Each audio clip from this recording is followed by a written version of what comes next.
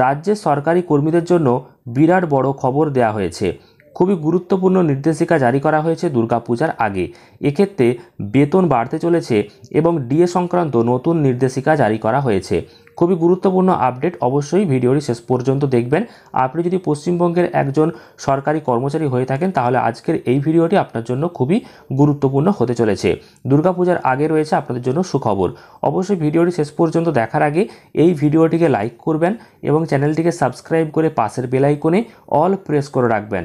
আপনারা অন স্ক্রিনে দেখতে পাচ্ছেন ডিএ না বাড়লেও পুজোর আগে রাজ্য সরকারি কর্মীদের জন্য বড় আপডেট, গুরুত্বপূর্ণ নির্দেশিকা জারি করা হয়েছে।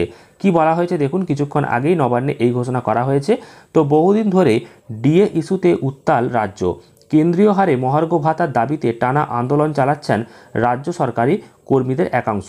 পুজোর আগেই তাদের দাবি কিন্তু মেনে ডিএ না বাড়ালে রাজ্য সরকারি কর্মীদের জন্য চালু হওয়া স্বাস্থ্য স্কিম নিয়ে নতুন বিজ্ঞপ্তি জারি করলো রাজ্য সরকার। অর্থাৎ তাদের যে দাবি, এই যে ডিএ বাড়ানোকে কেন্দ্র করে অনেক দিন আগে থেকে আন্দোলন চলছে। তবে ডিএ না বাড়লেও রাজ্যের সরকারি কর্মীদের জন্য যে স্বাস্থ্য স্কিম, সেই স্বাস্থ্য স্কিম নিয়ে নতুন বিজ্ঞপ্তি জারি করলো পশ্চিমবঙ্গ সরকার। সম্প্রতি সরকারি কর্মী তথা পেনশনভোগীদের জন্য গুরুত্বপূর্ণ একটি নির্দেশিকা জারি করা হয়েছে পশ্চিমবঙ্গ সরকারের অর্থ দপ্তরের মেডিকেল সেলের দ্বারা। সেপ্টেম্বর মাসের 13 তারিখ পশ্চিমবঙ্গ সরকারের অর্থ দপ্তরের মেডিকেল সেলের তরফ থেকে এক মেমোরেন্ডাম জারি করা হয়েছিল। যে সকল রাজ্য সরকারি কর্মী এবং পেনশনভোগীরা হেলথ স্কিমের অধীনে আছেন তাদের পরিবারের সদস্যরাও এই প্রকল্পের সুবিধা পেয়ে থাকেন। যদিও এই নিয়ম, তবে অনেকের মনে কিছুটা সংশয় রয়েছে। যাতে কোনো বিভ্রান্তিকর সৃষ্টি না হয় তার জন্য নির্দেশিকা জারি করে সমস্ত বিষয়টিকে স্পষ্ট করা হয়েছে রাজ্য সরকারের তরফ থেকে। আসলে কর্মরত অবস্থায় কোনো সরকারি কর্মীর মৃত্যু হলে সেক্ষেত্রে তার পরিবারের সদস্যরা এই স্বাস্থ্য প্রকল্পের আওতায় আসবেন কিনা বা এর সুবিধা মিলবে কিনা, এই সব বিষয় পরিষ্কার করতে অর্থ দপ্তর মেডিকেল সেলের তরফ থেকে এই নতুন একটি নোটিশ জারি করেছিল।